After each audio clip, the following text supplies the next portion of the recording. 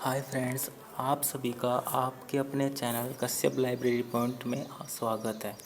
आज quota open में नए फ्रेश एडमिशन स्टार्ट हो चुके हैं। तो आज तारीख 9 जुलाई है। 9 जुलाई 2024 से जुलाई 2024 सेशन के एडमिशन स्टार्ट हो चुके हैं। तो आज हम इस वीडियो में डिप्लोमा लाइब्रेरी साइंस और बैचलर लाइब्रेरी साइंस में एडमिशन प्रोसेस के बारे में जानेंगे कि कैसे एडमिशन होता है, फॉर्म कैसे भरा जाता है। ठीक है, तो ये कोटा ओपन की मेन वेबसाइट है। इसके ऊपर आप यहाँ पे आ जाइए। तो सब इसमें आपको सबसे नीचे जाना है। यहाँ पे ऑनलाइन सर्विस लिखा हुआ है, ये देखिए ऑनलाइन सर्विस लिखा हुआ है। यहाँ पे आप अवेल सर्विस पे क्लिक कर दीजिए। आपके पास न्यू टैब ओपन होकर आएगा।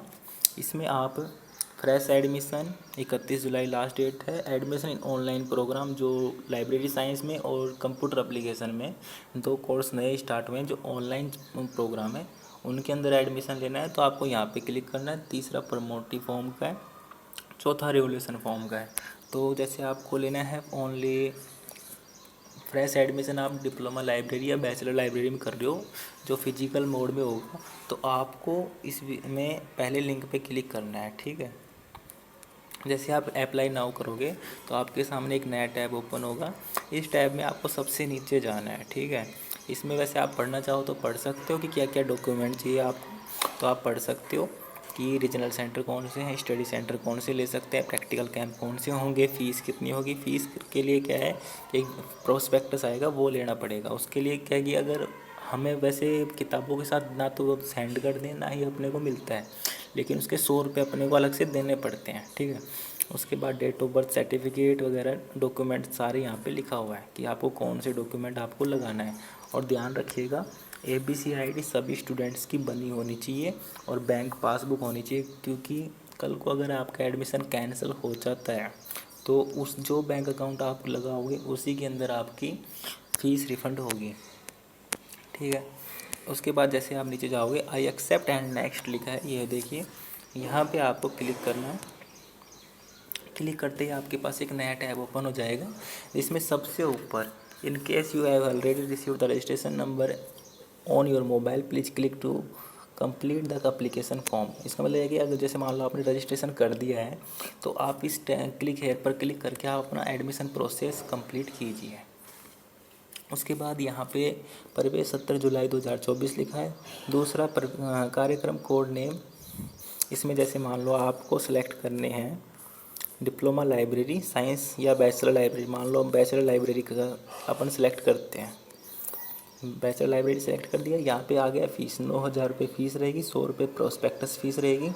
इसकी प्रवेश योग्यता भी आ गई, ये यहाँ यहीं पे ध्यान दे लीजिए। अगर आपके पास ये योग्यता नहीं है तो आप फॉर्म एलिजिबल नहीं कर सकते। बाकी मैंने जो बैचलर लाइब्रेरी की एलिजिबिलिटी है उसके लिए एक वीडियो पहले से बना रखा है कि कौन एडमिशन ले सकता है और कौन नहीं ले सकता। तो इस वीडियो में देखिए, पहले किसी मान्यता प्राप्त विश्वविद्यालय से 50% अंकों के साथ स्नातक होनी चाहिए अथवा समकक्ष। SC ST OBC physical handicap के लिए 45% अथवा किसी भी विषय में स्नातकोत्तर यानी कि MA होना चाहिए अथवा स्नातक 3 साल के साथ पुस्तकालय एवं सूचना विज्ञान में डिप्लोमा होना चाहिए। अगर मान लो आपके पास परसेंटेज कम है तो आपके पास BA या लाइब्रेरी साइंस में डिप्लोमा होना चाहिए तो भी आप एडमिशन ले सकते हो। ठीक है, ये इसकी पूरी क्वालिफ़िकेशन है। उसके बाद आपको सेलेक्ट करना है परीक्षा के लिए शहर। तो पिछली बार क्या था, इन्होंने अपने लोकल सिटी में एग्ज़ाम सेंटर दे दिए थे, इस बार इन्होंने नहीं दिए। इस बार ओनली रीजनल सेंटर एग्ज़ाम दे रहे हैं। तो यहाँ पे आपको परीक्षा के लिए शहर, जैसे मान लो मेरा जयपुर है, नज़दीक है, तो मैं जयपुर सेलेक्ट कर रहा हूँ। उसके बाद क्षेत्र केंद्र कोड, जैसे जयपुर ले लेते हैं तो जयपुर में जो स्टडी सेंटर है वो मॉडल स्टडी सेंटर है। यहाँ पे आपको अपनी खाता संख्या भरनी है।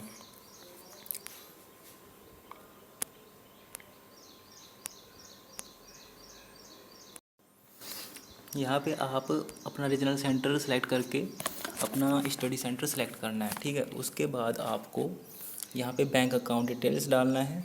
ठीक है, जैसे आपको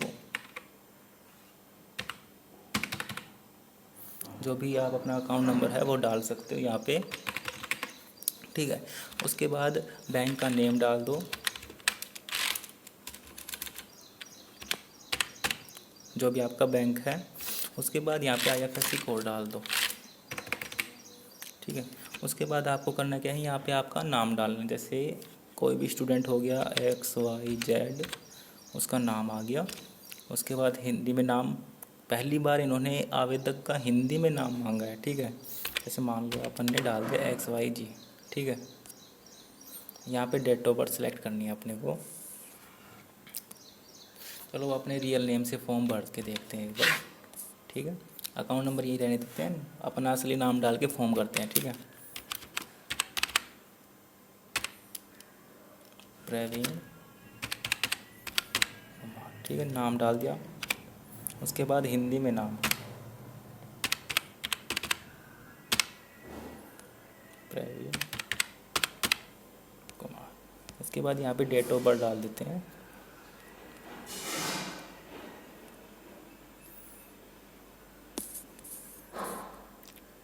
यहाँ पे फादर्स नेम मदर्स नेम आएगा, जो कि ऐसे ही डालेंगे क्योंकि बाद में एडिट कर लेंगे जब दूसरा कोर्स में जिसमें हम एडमिशन लेने वाले हैं फ़िलहाल। तो एडमिशन लेने के लिए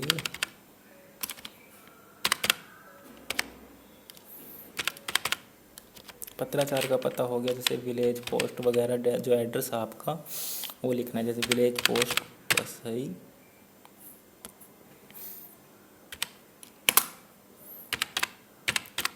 तहसील डैश लगा करके क्षेत्रीय, ठीक है।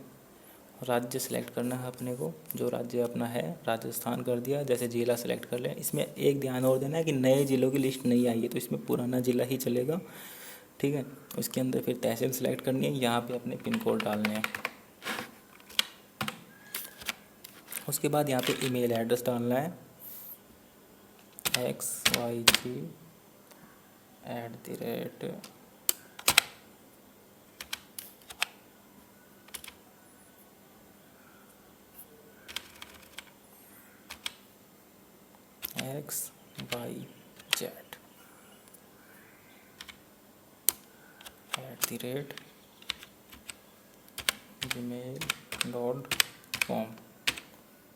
ठीक है। उसके बाद आपने को यहाँ पे मोबाइल नंबर डालना है, ठीक है। उसके बाद परीक्षा का मीडियम हिंदी, जेंडर मेल, जो कैटेगरी है इसमें general SC ST OBC SBC other, तो OBC कैटेगरी सेलेक्ट करेंगे। मूल निवास ग्रामीण एरिया है अपना, तो ग्रामीण करेंगे। नेशनलिटी इंडियन हो गई। रिलीजन हिंदू हो गया, जो आपका धर्म है वो सिलेक्ट कर सकते हो। विशेष कैटेगरी में अपनी इनमें कोई कैटेगरी नोट एप्लीकेबल करना है। वैवाहिक स्थिति अनमैरिड, और रोजगार स्थिति कि आप एम्प्लॉय हैं अनएम्प्लॉय हैं या VMOU के एम्प्लॉय हैं, तो वो आपको सिलेक्ट करना है, तो अनएम्प्लॉय कीजिए। अगर आप एम्प्लॉय हैं तो यहाँ पे येस करके यहाँ पे डिटेल्स डालना पड़ेगा, और अगर आप एम्प्लॉय नहीं है तो यहाँ पे नो कर दीजिए, ठीक है। उसके बाद गवर्नमेंट आइडेंटिटी कार्ड, आधार कार्ड, वोटर ID कार्ड और पैन कार्ड। तो वोटर ID कार्ड नंबर डालेंगे, जैसे हम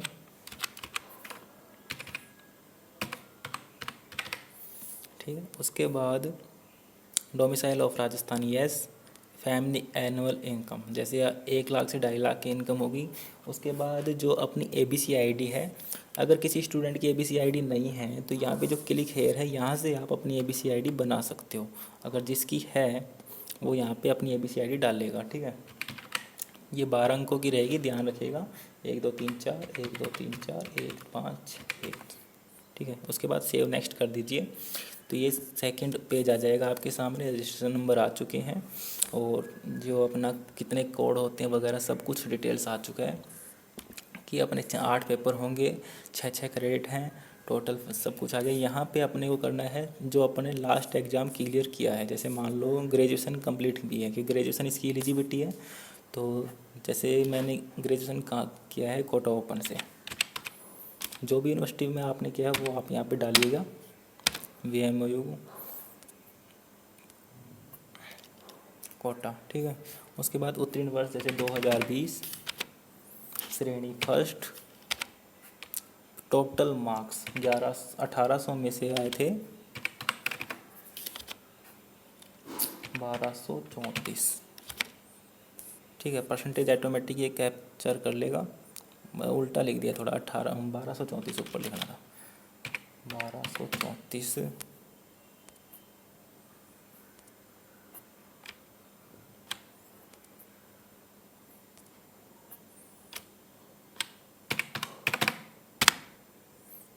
तो जो परसेंटेज बनेगी वो ऑटोमेटिक यहाँ पे आ जाएगी। जो सब्जेक्ट अपने पास थे जैसे हिस्ट्री, पॉलिटिकल,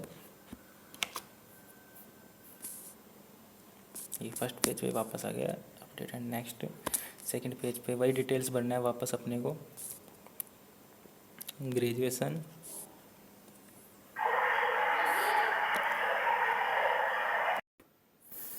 ठीक है। इसके बाद डिटेल्स डालेंगे उत्तीर्ण वर्ष 2020, श्रेणी फर्स्ट 1234, 1800 में से परसेंटेज यहाँ पे आ गए हैं। उसके बाद अपना सब्जेक्ट सेलेक्ट कर लेंगे, history, political science and Hindi literature.